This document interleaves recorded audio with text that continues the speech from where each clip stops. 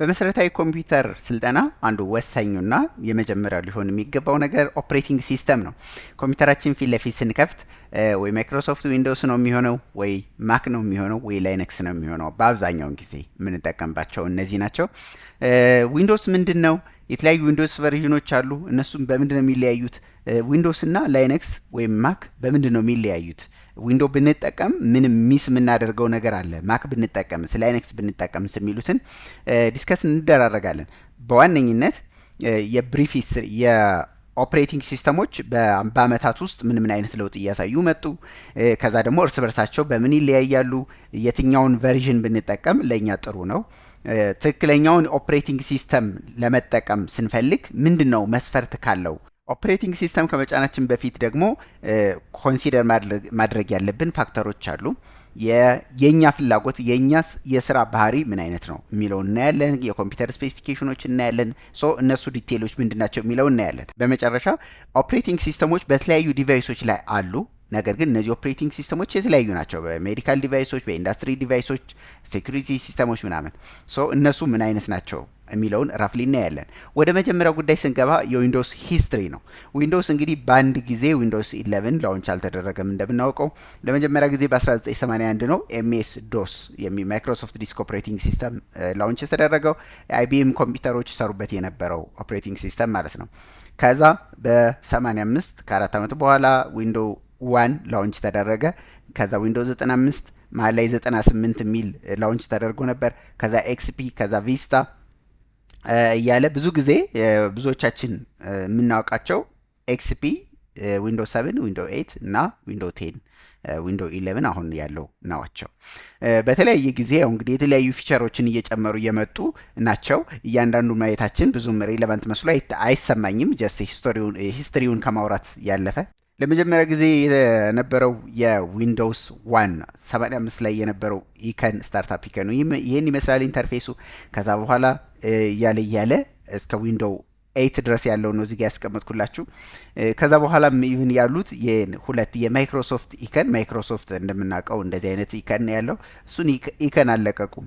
ሰርፕራይዚንግሊ በ85 የነበረውን ኢከን ነው እስካሁኑ ድረስ ያው እያሻሻሉ ካለሩን ስታይሉን እያሻሽሉታል እንጂ የተነሱበትን ግን አለቀቁም። እንደው ብራንዲንግ አካባቢ ለምንሰራ ሰዎች ዊካን ኖት የሆነ ነገር ከዚህ ጋር ለመጀመሪያ ጊዜ የተፈለሰፈችዋ ዊንዶውስ ይችን ትመስላለች። ዊንዶው 1 አክቹአሊ ያቤም ሳይሆን ይቺ ዊንዶው 1 ይችን ትመስላለች። ከዛ በኋላ ዊንዶው 3.1 ይሄን ይመስላል። ዊንዶው 98 ይሄን ይመስላል። በመሀል አንዳንድ ዊንዶው ቨርዥኖችን እየዘለልኩ ነው በነገራችን ላይ። ዊንዶውስ ኤክስፒ ይሄኛው ነው። ዘን ዊንዶውስ 7 ብዙ ጊዜ ብዙዎቻችን የተጠቀምንበት የዊንዶውስ ቨርዥን አሁን ቢሆን ብዙ ሰው ይጠቀምበታል። መጠቀም ይቻላል በነገራችን ላይ ያው ማይክሮሶፍት ሰፖርቱን አቁሟል፣ ግን ስቲል መጠቀም ይቻላል። ከዛ ዊንዶው 10 ነው። ዊንዶው 10 በቅርቡ የማይክሮሶፍት ሰፖርት ላይ ፕሮግራሙ ተቋርጧል። ስቲል ግን ዊል ዩዝ ኢት። ዊንዶው 11 እንደዚህ አይነት ኢንተርፌስ አለው። የተለያዩ አይነት ስታይሎችን አዳፕ ማድረግ እንችላለን። በነገራችን ላይ በዊንዶው 10 እና በዊንዶው 11 መካከል ግራፊካል ዩዘር ኢንተርፌስ ወይም ፊት ለፊት የምናየውን ነገር ከስተማይዝ ማድረግ ይቻላል። አንዱ ነው እንዳንዱ ምንም ችግር የለም። ዊንዶው ቨርዥኖች ከእያንዳንዱ አፕግሬድ እየተደረጉ ሲሄዱ ከዊንዶው 7፣ 10፣ 11 እያሉ ሲሄዱ ምንድን ነው አክቹዋሊ አፕግሬድ እየተደረገ ያለው ነገር የሚለውን ስናይ የመጀመሪያው ሴኪሪቲ ነው። ሴኪሪቲ ማለት ቫይረሶች እንዳይገቡብን፣ ሀከሮች በቀላሉ ወደ ኮምፒውተራችን እንዳይገቡ፣ ይሄ ከአንቲቫይረስ እና ከፋይሮል ጋር የተገናኙ ነገሮች አፕግሬድ እየተደረጉ ይሄዳሉ። ቀጣዩ ደግሞ ፐርፎርማንስ እና ስቴቢሊቲ ነው። ኮምፒውተራችን ቶሎ ስታርታፕ እንዲያደርግ ቶሎ ሸትዳውን እንዲያደርግ ስንፈልግ ማለት ነው። ስታርት ስናደርገው ኦን እንዲሆን፣ ኦፍ ስናደርገው ኦፍ እንዲሆን፣ ከዛ በመሀል ላይ ስራ እየሰራንበት ደግሞ ክራሽ ታያደርግብን ለረጅም ጊዜ እንዲያገለግለን እንዲሆን፣ ሚሞሪው ፌል እንዳያደርግ፣ ባትሪው ረጅም ጊዜ እንዲያገለግለን ታስቦ ነው አፕግሬድ የሚደረጉት። ኢንተርፌሱ ደግሞ እንደዚህ ፊት ለፊት የምናየው ኢንተርፌስ ቀላል ላጠቃቀም ቀላል እየሆነ ላይን ደግሞ አፒሊንግ እንዲሆን እየተደረገ ነው እየተስተካከለ ያለው። የተለያዩ ሃርድዌር እና የተለያዩ ዲቫይሶችን ለምሳሌ ፕሪንተር አንዱ ነው። የተለያዩ ነገሮችን ኢንተግሬት ለማድረግ በቀላሉ በዋየርለስ ኮኔክት ማድረግ እንድንችል ሪሞትሊ ሆነን አክሰስን ማድረግ እንድንችል እና የተለያዩ አይነት ፊቸሮችን እየጨማመሩ ነው አፕግሬድ የሚደረጉት። ጠቅለል ለማድረግ ያክል ለአጠቃቀም ሴፍ እንዲሆኑ ቀላልና እንዲሆኑልን ተደርገው ነው አፕግሬድ የሚደረጉት። ከዛ ባለፈ ከተለያዩ የቴክ አፕሊኬሽኖችን እና የቴክ ዲቫይሶች ጋር ኮንፊገር እንዲደረጉ እየተደረጉ ነው አፕግሬድ እየተደረጉ ያሉት። ዊንዶ ቨርዥኖችን አፕግሬድ ስናደርግ አፌክት ሊያደርገን የሚችል ወይም ደግሞ ኮንሲደር ማድረግ ያለብን የተወሰኑ ጉዳዮች አሉ። እኛ ስለፈለግን አዲስ ዊንዶ ቨርዥን ስለወጣ የኮምፒውተራችን ኦፕሬቲንግ ሲስተም አፕግሬድ ላናደርገው እንችላለን። ለምሳሌ ሃርድዌር እና ሶፍትዌር ኮምፓቲቢሊቲ ነው። ሃርድዌር ኮምፓቲቢሊቲ ማለት ኦልሬዲ እኛ እጅ ያለው ኮምፒውተር ለዊንዶ 7 ወይም ለዊንዶ ኤክስፒ ተብሎ የተሰራ ሊሆን ይችላል። አንዳንድ ኮምፒውተሮችን ዊንዶ ቨርዥኖች የተቀየሩ በሄዱ ቁጥር አፕግሬድ እያደረግን ልንሄድ እንችላለን። ነገር ግን የሆነ ያክል ሊሚት ይኖራቸዋል። አዲስ የሚመጡት ሶፍትዌሮች የራሳቸው ሪኳየርመንት አላቸው። ራሙ እንደዚህ፣ ፕሮሰሰሩ እንደዚህ፣ ሚኒመም ሪኳየርመንቱ ይሄን ያሟላ መሆን አለበት ይላሉ። እኛ ግን ትሪክ አድርገን አፕግሬድ ማድረግ የምንችልባቸው ስልቶች አሉ። ትሪክ ማድረግ እንደዛ አድርገን ነገር ግን እንደሱ አድርገን አፕግሬድ ብናደርግ የባሰ ስሎ ይሆናል ኮምፒውተራችን እንጂ ብዙ አያገለግለንም። ስለዚህ የኛ ኮምፒውተር አፕግሬድ ለመደረግ ካፔብል ካልሆነ አፕግሬድ ባናደርግ የተሻለ ነው። ከዛ ባለፈ ትኩረት መስጠት ያለብን ነገር ደግሞ ዳታ ሎስ ልናደርግ እንችላለን።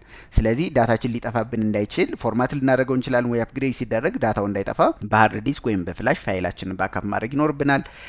ከላይሰንሲንግ እና አክቲቬሽን ጋር የተገናኘም ነገር እንደዚሁ ማስተዋል ያለብን ነገር ነው። ዊንዶ 7 ገዝተን እየተጠቀምን ከነበረ ዊንዶ 10 ገዝተን እየተጠቀምን ከነበረ አፕግሬድ ካደረግነው ዊንዶ 11 ሲገባ አዲስ ሰብስክሪፕሽን መግዛት አለብን። ሶ እሱ ጋር ጥንቃቄ ማድረግ ያስፈልጋል። ያው ክራክ ሶፍትዌሮችን የምትጠቀሙ አይመለከትም ይሄኛው ማለት ነው። ሌላኛው ደግሞ አዲስ የዊንዶ ቨርዥን ስንጠቀም ያው ከዊንዶ 10 ወደ ዊንዶ 11 ስንመጣ ኢንተርፌሱን መላመድ ራሱ ትንሽ ጊዜ ይፈልጋል። ሶ እሱን የትሬኒንግ ሴሽኑን ኮንሲደር ማድረግ አለብን። ጠቅለል ሲደረግ ግን ዊንዶ ቨርዥን ከዊንዶ 7 ወደ 10 ከ10 ወደ 11 አሁን ከዚህ በኋላ 12 13 እያለ መቀጠሉ አይቀርም። እሱ ሲደረግ በዋነኝነት ማሰብ ያለብን የኮምፒውተራችንን ስፔሲፊኬሽን ማወቅ ነው። ኮምፒውተራችንን አፕግሬድ ለመደረግ የማይችል ከሆነ አፕግሬድ ቢደረግ በግድ አፕግሬድ ማድረግ የለብንም። የኮምፒውተራችንን ስፔሲፊኬሽን እንዴት ነው ማወቅ ያለብን የምንችለው? ለምሳሌ ዊንዶውስ 7 ላይ ከሆናችሁ እዚህ ጋር እንደምታዩት ስታርት ኢኮኗን ስትነኩ ኮምፒውተር ዲስፕሌይ ይሆናል። እዚህ ራይት ክሊክ ስትሉ ፕሮፐርቲስ ይመጣል። ዊንዶ 10 ወይም 11 ላይ ከሆናችሁ ደግሞ ዚስ ፒሲ ላይ ራይት ክሊክ ስትሉ ፕሮፐርቲስ ይመጣል። ከዛ እንደዚህ አይነት ነገር ዲስፕሌይ ይሆንላችኋል። ይሄ ማለት የእናንተ ኮምፒውተር ዲቴይል ነው። ኮምፒውተራችሁ ለኤችፒ ነው ሊኖቮ ነው የሚለውን ከኮምፒውተራችሁ ከውጭ ኢንተርፌሱ ላይ ታዩታላችሁ። ነገር ግን የትክክለኛ ፕሮሰሰር ስፔሲፊኬሽኑን ግን የምታዩት እዚህ ጋር ነው።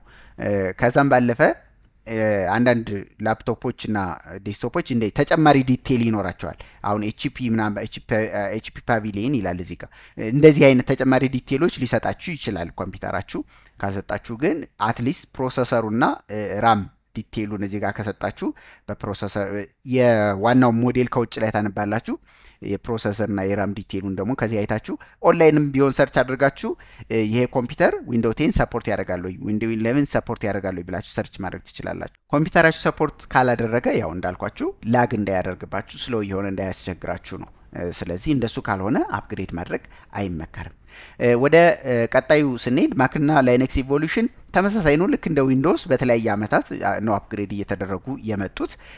ግን ጠቅለል ለማድረግ እነዚህን ሶስቱን ቨርዥኖች ዊንዶውስ በዋነኝነት ለኮንሱመር ዴስክቶፕስ ለኖርማል ለሆነ ኦፊስ ስራ፣ ለኖርማል ለሆነ ሩቲን ለሆነ ስራ ማይክሮሶፍት ኦፊስ ለመጠቀም ፒዲኤፍ ለማንበብ ቪዲዮ ምናምን ኦዲዮ ለመስማት እንደዚህ አይነት የቀን ተቀን የተለያዩ ጉዳዮችን ለመፈጸም ዊንዶውስ ተመራጭ ናቸው። ማክ ደግሞ ለዲዛይን ፎከስድ ለሆኑ ተጠቃሚዎች ማክ ሪከመንድድ ነው። ላይነክስ ደግሞ ከኦፕን ሶርስ ኮሚኒቲስ ለሆኑ ሰዎች ይሄ በተለይ ከቴክ ጋር አይቲ ሰዎች ለሶፍትዌር አይነት ቅርብ ለሆኑ ሰዎች ሪከመንድድ ነው። ለሰርቨር ኢምቤድድ ሲስተም ለእንደዚህ አይነት ነገሮች ሪከመንድድ ነው። ማክ ኦፕሬቲንግ ሲስተም እንትኑ ኢንተርፌሱ እንደዚህ ይመስላል። ያው እዚህ ጋር እንደምታዩት ከዊንዶው 11 ጋር በጣም ነው የሚመሳሰለው። ሴም ቲንግ ወደ ላይነክስን ብንሄድ እንደዚሁ ልክ ይሄ አንድሮይድ ዲቫይሶች ዛሬ ላይ በተለይ ሞባይል ስልክ ላይ ያለው ኮምፒቲሽን ማለት ነው። ሁሉም የተሻለ አንደኛው የተሻለ ፊቸር ይዞ ከመጣ ሌላኛውም ወደዛ ኮምፒት ያደርጋል ብዙ ተጠቃሚዎች ወዳሉበት ማለት ነው። ሶ ዛት ኢዝ የእርስ በርስ ያላቸው ኮምፒቲሽን። ዞሮ ዞሮ የእኛ ጉዳይ የሚሆነው እንደተጠቃሚ ምንድን ነው እነዚህን ስንመርጥ ምንድን ነው ዋናው ፋክተራችን የሚሆነው አንደኛውን ኦፕሬቲንግ ሲስተም ስንመርጥ ምንድን ነው ክራይቴሪያው ምን አይተን እንምረጥ የሚለውን ስናይ ጌሚንግ የምትወዱ ሰዎች ወይም ጌሚንግ ላይ ፎከስ የምታደርጉ ሰዎች ኦብቪየስሊ ዊንዶውስ መጠቀም ኢዝ ፕሪፈሬብል። የተለያዩ ለቢሮ ስራዎች ለቀን ተቀን የተለያዩ ኦፕሬሽናል የሆኑ ስራዎችን ለመስራት ዊንዶውስ ወይም ማክ መጠቀም እንችላለን። ማይክሮሶፍት ኦፊስ ሰፖርት ያደርጋሉ ሁለቱም። የተለያዩ ፕሮዳክቲቪቲ አፕስ እንደ ፒዲኤፍ ሪደር፣ ኦዲዮ ፕሌየር፣ ቪዲዮ ፕሌየር እንደዚህ አይነት ነገሮችን ብዙ ሰው ሊጠቀምባቸው የሚችሉ ቱሎችን አላቸው ሁለቱም። ስለዚህ ሁለቱን መጠቀም ትችላላችሁ። ክሬቲቪቲ ለሆኑ ስራዎች ቪዲዮግራፊ አካባቢ ላላችሁ ሰዎች ደግሞ ማክ ለእናንተ ሪከመንድ ነው። ለፕሮግራመርስ ለአይቲ ሰዎች ሶፍትዌሮች ለእናንተ ደግሞ አይቲ ላይነክስ ኮምፒውተሮች ሪከመንድ ናቸው። ላይነክስ ኦፕሬቲንግ ሲስተም ጠቅለል ለማድረግ ዊንዶውስን ለማንኛውም አይነት ስራ የዊንዶውስ ኦፕሬቲንግ ሲስተም መጠቀም ይቻላል። ማክ ደግሞ ለቪዲዮግራፊ አይነት ላላቸው ሰዎች ለግራፊክስ ምናምን አይነት ለክሬቲቭ ለሆኑ ስራዎች ለሚሰሩ ሰዎች ሪከመንድድ ነው። ላይነክስ ደግሞ ለፕራይቬሲ እና የምትፈልጉትን አይነት ኮንትሮል ራሳችሁ ዲቨሎፕ ማድረግ ለምትፈልጉ በተለይ ለአይቲ እና ለሶፍትዌር ሰዎች ለእናንተ ሪከመንድድ ነው። ከዛ ባለፈ ላይነክስ ለኦልድ ኮምፒውተሮችም ሪከመንድድ ነው፣ ምክንያቱም ኮምፕሌክስ የሆነ የኮምፒውተር ሲስተም ስለማይፈልግ። እዚህ ጋር አንድ ተጨማሪ ነገር ምንድነው የሚሆነው ከአንድ በላይ ኦፕሬቲንግ ሲስተም መጠቀም ይቻላል። በሁለት አይነት መልኩ ነው ከአንድ በላይ ኦፕሬቲንግ ሲስተም መጠቀም ይቻለው። የመጀመሪያው ዱዋል ቡት ነው። ዱዋል ቡት ማለት ልክ እዚህ ጋር እንደምታዩት ልክ ኮምፒውተራችሁን ኦን ስታደረጉት ሁለት ምርጫ ይሰጣችኋል። በዊንዶውስ መግባት ነው የምትፈልጉት ወይስ በኦቡንቱ? ኦቡንቱ የላይነክስ ፋሚሊ የሆነ ኦፕሬቲንግ ሲስተም ነው ባይዘው። ሶ ሁለቱንም ኦፕሬቲንግ ሲስተም ኮምፒውተራችን ላይ መጫን ይቻላል አዘ ሴም ታይም። ስለዚህ በአንዱ እየገባን የምንፈልገውን ስራ መስራት እንችላለን። ከዛ ባለፈ ሌላኛው አማራጭ ደግሞ ቨርቹዋል ማሽን ነው። ቨርቹዋል ማሽን ልክ እዚህ ጋር እንደ ቨርቹዋል ቦክስ አይነት ሶፍትዌር አለ፣ ቪምዌር፣ ሃይፐርቪ አይነት ሶፍትዌሮች አሉ። እነዚህም ተጭኗቸውና ኦልሬዲ ኮምፒውተራችሁ ላይ እንዳንድ ሶፍትዌር ከዛ በእነዚህ ሶፍትዌሮች ውስጥ እየገባችሁ የተለያዩ አይነት ኦፕሬቲንግ ሲስተሞችን ማግኘት ትችላላችሁ። አስፈላጊ ከሆነ ሌላ ጊዜ በአድቫንስድ ይሄኛው ለአዲሶች ትንሽ ግር እንዳይል ነው፣ ይህንን አሳያችኋለሁ እንዴት እንደሚደረግ። በዋነኝነት ስለ ኦፕሬቲንግ ሲስተም እንድትይዙት የምፈልገው ነገር የኦፕሬቲንግ ሲስተማችንን በተለይ ቨርዥን የዊንዶ ቨርዥን ለምሳሌ ከዊንዶ 7 ወደ 10 11 አፕግሬድ ማድረግ ስንፈልግ የኮምፒውተራችንን ስፔሲፊኬሽን ማወቅ ያስፈልገናል። እሱ ካልሆነ የባሰ ቢዚ ይሆኑብናል ኮምፒውተሮቻችን። የአይቲ ሰዎችም አንዳንዴ እንደዚህ ጫኑልኝ ስትሏቸው ቀጥታ ይጭኑላችኋል። ነገር ግን እሱ መደረጉ የባሰ እኛ ጋር ነው ጣጣ ይዞ የሚመጣው። ሶ ምንም እንኳን ኮምፒውተር ሪሌትድ ነገር ላይ ጎበዞች ባንሆንም ግን ማወቅ ያለብን ያክል ነገር ማወቅ ይኖርብናል። ቢዚ የሚሆንብን ከሆነ ኮምፒውተራችን ዳውንግሬድ እንዲያደርጉት።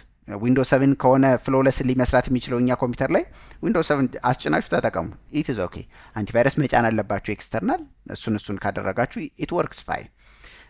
ምናልባት አንድ ነገር ኮንሰፕት ሼር አድርጊያችሁ መሄድ እንፈልገው ከኮምፒውተሮቻችን ባለፈ ሌሎች ዲቫይሶች ለምሳሌ ሜዲካል ዲቫይሶች ላይ፣ ኢንዱስትሪ ዲቫይሶች ላይ፣ ኤርክራፍት እና ኤሮስፔስ አይነት ዲቫይሶች ላይ፣ ሴንሰሮች ላይ ኢቭን የተለያዩ አይነት የኦፕሬቲንግ ሲስተም አለ። አስ ዘ ኢንድ እነዚህ ሲስተሞች ምንድን ነው ያለው የኮምፒውተር የተለያዩ ዲቫይሶች ናቸው ውስጣቸው ያሉት። እነዛን ዲቫይሶች ደግሞ ኮንፊገር የሚደረጉት በኦፕሬቲንግ ሲስተም ነው። ሶ ኦፕሬቲንግ ሲስተሞቹ ይለያያሉ እንደ ዲቫይሶቹ አገልግሎትና አሰራር። ሶ የተለያዩ ሌሎች ባጭሩ ሌሎች ኦፕሬቲንግ ሲስተሞች አሉ በተለያዩ ዲቫይሶች ላይ። ዛሬ እንግዲህ ጠቅለል ለማድረግ ያክል የዛሬው ፖይንቶቻችን የኦፕሬቲንግ ሲስተሞችን ሂስትሪ ያየን። ኦፕሬቲንግ ሲስተሞቹ በተለያዩ ዓመታት አፕግሬድ እየተደረጉ እንደመጡ ዊንዶውስ፣ ማክና ላይነክስ ብዙ ተጠቃሚዎች ያላቸው ኦፕሬቲንግ ሲስተሞች እንደሆኑ፣ ዊንዶውስ ቨርዥኖች ደግሞ በተለያየ ጊዜ አፕግሬድ እንደተደረጉና የተለያየ አይነቱ ዊንዶውስ ቨርዥኖች እንዳሉና የትኛው ለኛ ሲዩቴብል እንደሆነ ለማየት ሞክረናል። ራይት ትክክለኛውን ኦፕሬቲንግ ሲስተም እንዴት እንምረጥ ከኮምፒውተራችን ስፔሲፊኬሽን አንጻር ከኛ ፍላጎት አንጻር እንዴት ነው የምንመርጠው የሚሉትን አየን። ከዛ ደግሞ ኦፕሬቲንግ ሲስተሞችን አፕግሬድ ስናደርግ ምን ፋክተሮችን ኮንሲደር ማድረግ አለብን የሚሉትን አየን። እስካሁኑ ጊዜና ሰዓት ድረስ አብራችሁ ስለነበራችሁ ከልብ ነው የማመሰግነው። የትኛውን ኦፕሬቲንግ ሲስተም እናንተ እንደምትጠቀሙና ምክንያታችሁን ጨምራችሁ ኮመንት ላይ ብትጽፉልኝ ደስ ይለኛል። ሰብስክራይብ ሸር እና ላይክ ማድረግ እንዳይረሳ። መልካም ጊዜ